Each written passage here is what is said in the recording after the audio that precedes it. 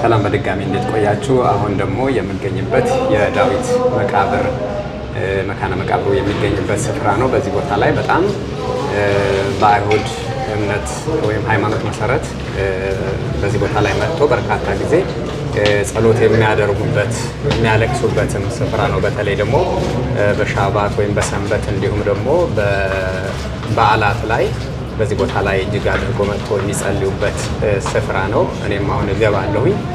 ስትገቡ ምናልባት ኮፍያ ወይም ኪፓ በአይሁድ ሃይማኖት መገለጫ የሆነው ኮፍያ አርጋችሁ ቦታው መግባት ግዴታ አለባችሁ ማለት ነው። ውስጥ ገብተን ደግሞ አብረን እናያለን።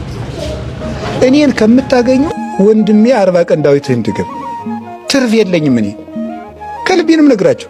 እኔስ መቼስ እንደናንተው አይነት ነኝ፣ ግን በጣም የበቃ ባይታዊ ለማግኘት ከምትሯሯጡ ዳዊታችሁን ቁጭ ብለህ ጸልይ። ዝም ብለህ መልስ አለ እዚያ ውስጥ።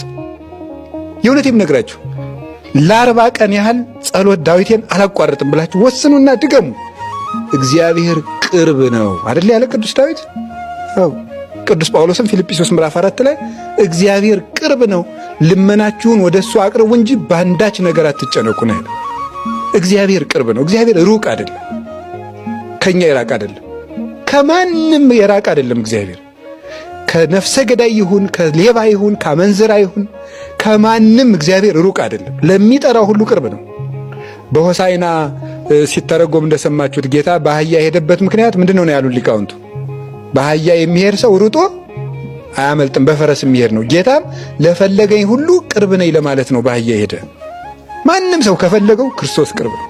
በአህያ የሚሄድ ተጓዥ ነው፣ ቀስ ብሎ ነው፣ እየሮጠ ጥሎ የሚጠፋ አይደለም። ዳዊታችሁን ድገሙ፣ ሰው ጋር አትድከሙ ዘመዶች። የንስሐ አባታችሁ በቂ ነው። እንደው በዛውም ለመስጠት ነው። ንስሐ ገዳም እየመጣችሁ አትግቡ፣ እዛው ገብታችሁ ነው። የእውነቴን ነው የምነግራችሁ። ሰማችሁ? ሲጀመር ለመነኩስ እያመጣችሁ ኃጢአት የምታስተዋውቁ ለምንድን ነው? ትክክል አይደለም። ንስሐ አባታችሁ ነው መናዘዝ ያለባችሁ። አትፍሩ። ምን ችግር አለ? ነገ በክርስቶስ ፊት ሊገለጥ አይደል ኃጢአታችን? ለአንዱ ቄስ ንገረው፣ ተናዘዙ። ስለዚህ አሁን እኔ የምነግራችሁ ምንድነው? እግዚአብሔርን ፈልጉት። ቤተ ክርስቲያን ውስጥ አለ። መዝሙረ ዳዊታችሁን ጸልዩ፣ ውዳሴ ማርያማችሁን ጸልዩ፣ ኪዳን አድርሱ። እግዚአብሔር ሩቅ አይደለም፣ ቅርብ ነው። ሰማችሁ? በጣም ግሩም ነው። እግዚአብሔር ይስማችሁ። እንግዲህ የቅዱስ ዳዊትን መዝሙር ዘምረን እንድንጠቀም መድኃኔዓለም ይርዳን። ከዛሬ ጀምሮ ዳዊት ድገሙ። የእውነቴን ነው የምነግራችሁ። እኔ እንደው በጣም ሰው ጭንቅ ነገር መጥቶ ሲያወራኝ ዳዊት ድገም ስለው ምን ይላል? እና እኔ እንግዲህ ምን ላደርግልህ ነው እንዴ? ችግር እኮ ነው እናንተ። እንዲሁ ዝም ብሎ እኔ በስመ አብ ወወልድ ወመንፈስ ቅዱስ ብዬ ግፍፍ ማድረግልህ መስሎሃል? ይዋ እንደሱ አይደለም። አብረን ነው የምንለማመደው። ይዋጥሩ። አብረን ነው የምንለፋው። እግዚአብሔርን አብረን ነው የምንፈልገው። እየሰማችሁ ነው? አብረን እንፈልገዋለን። አባታችን እኮ ነው። አባታችን ሆይ በሉ። ስለዚህ እግዚአብሔር ምናችሁ ነው? ታዲያ ልጁን የማይሰማ አባት አለ? የለም። ይሰማችኋል እግዚአብሔር። እውነቴን ነው። ዝም ብላችሁ አንኳኩ። አዲያ ግን ጠብቁት ደግሞ እዛው ላይ። ዕንባቆም እንደዛ አይደል ያለው? በመቆሚያዬ ላይ እጠብቀዋለሁ ፈጣሪ እናለ። ቢዘገይም ምን አይልም ናለ፣ አይቀርም። እግዚአብሔር ቢዘገይም አይቀርም። ካስቀመጠህ ቦታ ብቻ ዝም ብለህ ቆይ። ዝም ብለህ በል። መልስ የለም፣ በል ዝም ብለህ። አብርሃም 100 ዓመቱ ድረስ መልስ አላገኝም አይደለም? እግዚአብሔር በ100 ዓመቱ ግን መለሰለት። ዘካርያስ እስኪያረጅ ድረስ መልስ አላገኝም። ለዛውም ቤተ መቅደስ በንጽህና ጻድቃን እሙንቱ በቅድመ እግዚአብሔር። እግዚአብሔርን የሚፈሩ ለድሃ የሚራሩ ነበሩ አይደል የሚላቸው ሉቃስ ወንጌል ምዕራፍ 1 ላይ።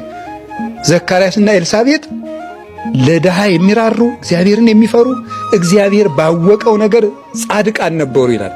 በዚያ ጽድቃቸው ግን ጥያቄያቸው ሳይመለስ አርጅተው ነበር። በእርጅናም ግን እግዚአብሔር መልስ ይሰጣል። እግዚአብሔርን መለመን ነው። ከቃሉ ጋር ናችሁ? ከቃሉ ጋር ናችሁ? በቀር ወይባ የለበሰ ስትከተሉ ልባችሁ ይደክማል ዘመዶች። የእውነቴን ነው የምነግራችሁ።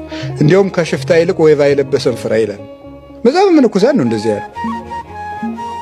ሽፍታ ስራው ስለሚታወቅ ቦታውን ስለምታውቀው መንገድ ሰብረ ትሄዳለህ። ገብቷችኋል አይደለ? አሁን እኔን እንደዚህ ያደርገኛል አትለኝ። አባ ጻድቅ ናቸው ነው የምትል፣ ግን ሽፍታ በሆንስ? ይሄውላችሁ እሱን ነው የምነግራችሁ ዘመዶቼ። ንስሐችሁን እየገባችሁ ከቤተ ክርስቲያናችሁ ጋር ቀጥሉ። ዳዊታችሁን ጸልዩ። ዳዊት በጣም ብዙ ችግሮችን የፈታበት ጸሎት እዚያ ውስጥ አለ። እንዲያው ጎረቤቶቼ ክፉ ሆኑብኝ፣ እንዲያው በቃ ትኩር ጥምድ ያደርጉኛል፣ እንዲያው ተሰብስበው ክፉ ምክር ይጎነጉኑብኛል፣ እንዲያው ምን ላድርግ? ዳዊት ድገም። የዋ ቅዱስ ዳዊት ተሰዶ ሳለ ምንድን ነው ያለ? ከቤተ መንግሥት ክፉ ምክር ተመከረበት አይደል? እግዚኦ ሚበዙ ለይሳቅዩኒ ብዙሃን ቆሙ ላይ የሚያስጨንቁኝ ምንኛ በዙ፣ ብዙዎች በእኔ ላይ ቆሙብኝ። እግዚኦ እለዋ ለምክረ አኪጦፌል ብሎ ጸለየ። ምክራቸው ፍርስርስ አለ። እንደዛ ብሎ ሲጸልይ ማለት አሳደደው። ሳኦል እየተከተለው ተሳሰደው። ለይግብው ድህር የሆሙ ጸላይቴ አለ። ጠላቶቼ ወደ ኋላ ይመለሱ አለ። ዳዊትን ፈልጎ አጥቶት ተመልሶ ሄደ። ቢርብ ምግብ የሚሆን ጸሎት ነው። ይሄ ነው የምነግራችሁ። እኔ እውነቴን ነው። ዳዊት ጸልይ። ደግሜ ነው የምነግራችሁ። ዳዊት ጸልይ። አምላከ ዳዊት ሁላችንንም ይስማል።